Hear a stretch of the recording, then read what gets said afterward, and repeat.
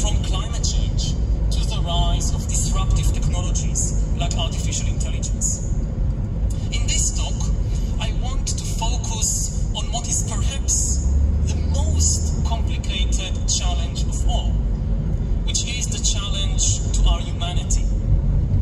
In the coming decades, the twin revolutions of biotechnology and information technology, or really the merger of biotech and infotech into a single overwhelming scientific tsunami, this might very well undermine our conception of humanity and will shake the humanist foundations of modern civilization. Because when we come to confront any big challenge, whether it's nuclear war or climate change or AI, we always need some ethical basis to stand on. And for generations, our most solid ethical basis has been humanism. But in the 21st century, humanism itself might become obsolete. Now, what exactly is humanism? To put it very simply, humanism is the idea, the belief, that human feelings are the ultimate source of authority. When we confront any big question or dilemma in our personal lives or in our collective life as a society, humanism expects the feelings and free choices of human being to provide us with an answer. Humanism tells us to listen to ourselves, to follow our heart, to be true to ourselves. And since no one can understand my feelings and free choices better than me, no one should have absolute authority over me, over my life. This is the basic idea of humanism. Now, this sounds a bit fuzzy and abstract and complicated, so I'll give a few examples of what humanism means in practice, because I think when we talk about such big questions, especially ethical questions, clarity is of utmost importance. If you don't have clarity, it becomes very difficult to really understand what we are talking about. So what is humanism in practice? Let's look at several different fields. Let's look first at politics. What is humanist politics? Humanist politics believes that the voter knows best, and governments should serve the voter.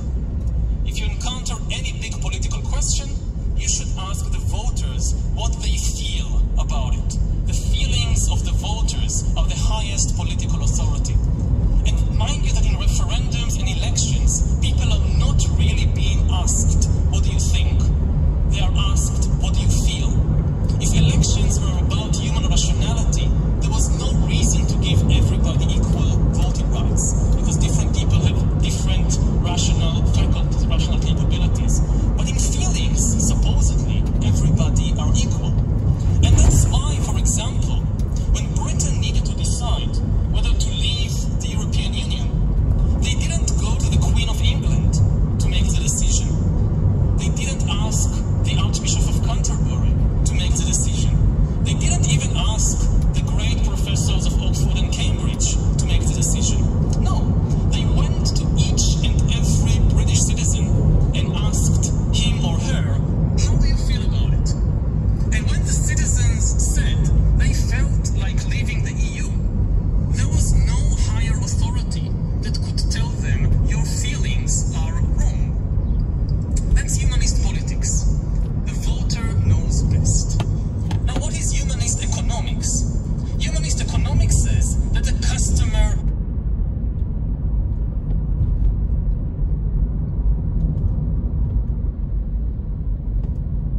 is already happening with things like navigating space, that people have learned that it's good to listen to the smartphone, to Google Maps. If they need to get from here to the bus station, to the train station, just listen to Google.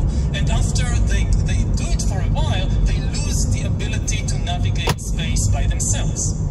And even more dramatically, one of the most important abilities of human beings is to look for information, to look for answers to questions that bother them. But more and more, many people know of just one way to question, just ask Google.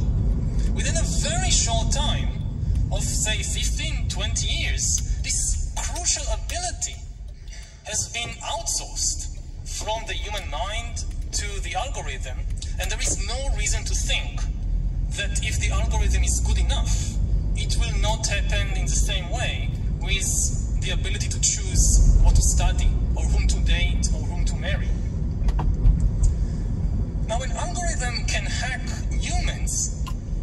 They will be able not just to decide things for them, but also to replace them. And in the coming decades, the twin revolutions in infotech and biotech are likely to disrupt the job market and might lead to the creation of an enormous new useless class. A class of people who are useless not from the viewpoint of their mother or children. Nobody is ever useless from the viewpoint of his loved ones, but useless from the viewpoint of the economic system. There is nothing they can do better than an algorithm, than a computer, than a robot. And it should be emphasized, this is not the result just of the rise of artificial intelligence. By itself, artificial intelligence is not able to do something so dramatic. It's the merger of infotech, of AI, with biotech. Because for many jobs, in order to perform the job well, you need to decipher human feelings and human emotions. Computers and robots will never be able to replace human doctors and teachers and lawyers and even drivers, unless they are able, at least to some extent, to identify human emotions correctly. And some people have this maybe wishful thinking that this is something computers will never be able to do. They can make calculations, but they can't understand emotions. They can't understand feelings. They will never replace human doctors or teachers. Now, this makes sense if you believe that feelings are some mysterious supernatural phenomena that God gave only Homo sapiens and that works in some metaphysical way.